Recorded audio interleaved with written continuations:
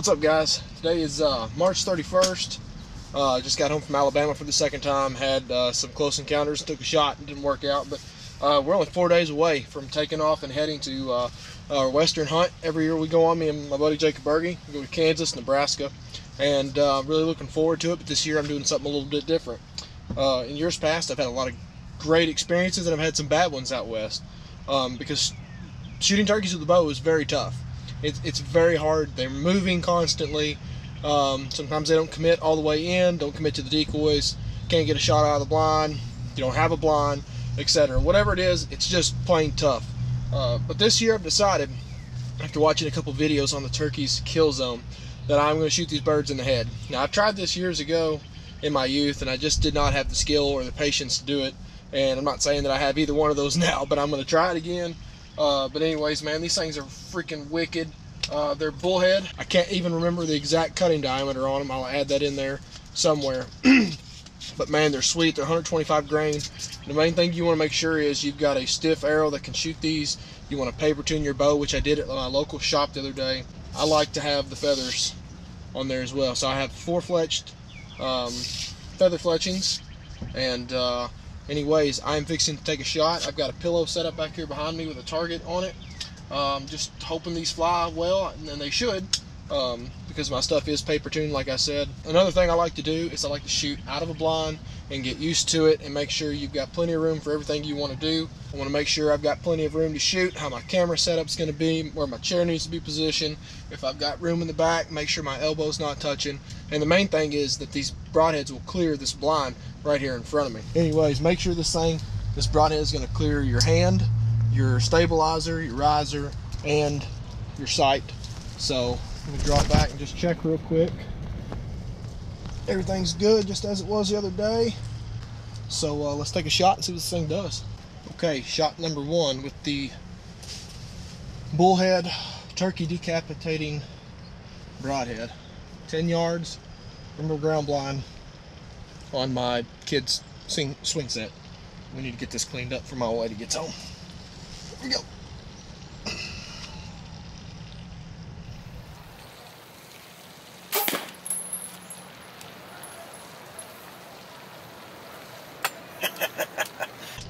Heck yeah, that looks good. Let's go check it out. Hey guys, so I was actually just a hair, I mean, I wasn't off by much. I was aiming about right here, but this thing, you can see it's sliced half his head, beak, whatnot. And something I never really thought about until later on with shooting these things in the head is because if you take a turkey's inside vitals, they're not much bigger than a softball. And a guy on YouTube does a really good job of explaining that the kill shot on the head is much larger than the inside of the body. You can take this broadhead, and if you take a 1/4 inch of a cut around the outside of that thing's head, that is enough to kill it. They got tons of blood vessels and whatnot. They'll bleed out. It'll break their neck if it hits them in the right spot. But if you take that and draw a line around the outside of your broadhead, you're looking at like a pretty good size kill zone. The thing is, their head moves a little bit more than their insides do, but picking out that insides versus the giant red target is way easier. Every time you shoot one of these, take you a Phillips screwdriver. You can see they got little Phillips heads on them. Crank them down again, because they don't move much, but they do move after you shoot something. So just keep a Phillips screwdriver close in your truck or whatever. Make sure it's super tight before you shoot it again.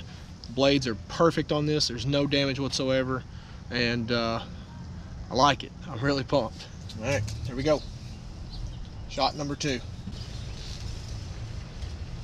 I wish that paper would sit still.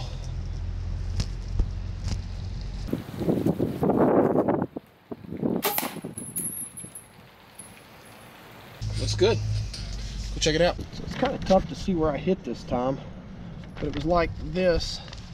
It's another cut right here, right across his throat. Everything looks pretty good. I feel comfortable shooting a bird in the head out to about 15 yards. And this target's sitting at about 10 now. Just depends. If that bird comes in and is full strut and just relaxed and facing right at me, I got no problem taking a 20-yard shot. But if he wants to skirt me and play that bull crap, If I got time, I can switch my broadheads over to a mechanical. I've got some Rage hypodermics right here. I wouldn't shoot these at a deer if you paid me, but a turkey for sure. These are just, they're sitting in my quiver just in case. I got 2 of those and 3 of the bullheads. Let me grab this last arrow and we'll shoot this thing one more time. This is lifelike because the target keeps moving on me.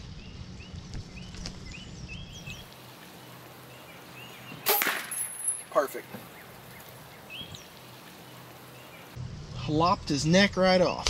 So, seen the results, seen the broadheads. If you guys are looking to turkey hunt this year and you're tired of shooting them in the body and they're getting away, you're making poor shots or they're not even being phased, I seriously suggest looking into a decapitating broadhead.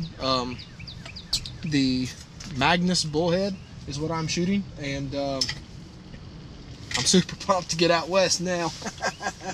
Heck yeah, man. These things are sweet, and the best thing about them is it's a miss or a dead bird. There is no hitting them in the head neck region and then running off and dying somewhere 300, 400 yards away.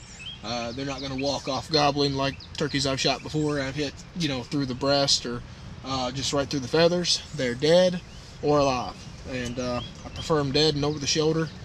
And we leave for Kansas in 4 days, like I said, and I'm super pumped to get out there and start hunting them western birds.